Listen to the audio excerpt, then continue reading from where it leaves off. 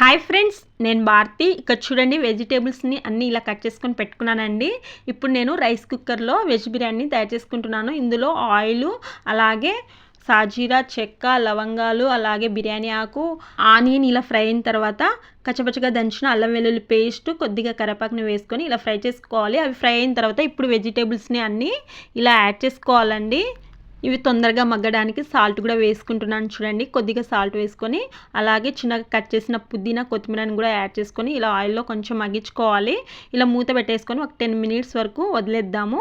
చూడండి, 10 మినిట్స్ తర్వాత ఓపెన్ చేసి ఇలా నానబెట్టుకున్న బియ్యంని వేసుకోవాలండి. నార్మల్ రైస్ తీసుకున్నాను. 1 గ్లాస్ రైస్కి 2 గ్లాస్ వాటర్ యాడ్ చేసుకున్నాను. మళ్ళీ రుచికి తగినంత సాల్ట్, పుదీనా, కొత్తిమీరని కూడా యాడ్ చేసుకొని కొద్దిగా ఇలా లెమన్ జ్యూస్ వేసుకున్న తర్వాత మూత పెట్టేసుకొని ఉడికించుకుందాము. ఇలా ఉడికిన తర్వాత ఫైనల్గా చూడండి, వెజ్ బిర్యానీ రెడీ అండి. మీకు కూడా ఈ రెసిపీ నచ్చినట్లయితే లైక్ చేయండి, షేర్ చేయండి, సబ్స్క్రైబ్.